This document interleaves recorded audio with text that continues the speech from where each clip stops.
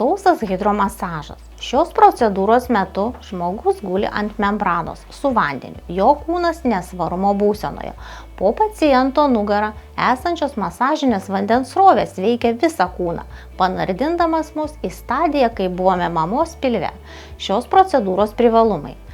Šios procedūros metu nereikia nusirengti tik avalynę. Sauso hidromasažo metu pas žmogų išsiskiria azoto monoksidas, kuris aktyvina kraujotaką ir atjaunina organizmą.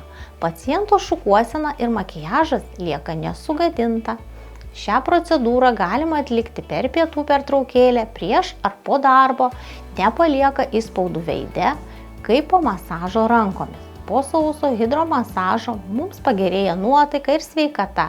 Taip pat dingsta nuovargis, mes išeiname energingi ir kupini gerų emocijų. Norėsis grįžti ir grįžti atgal ir pasiimti draugą.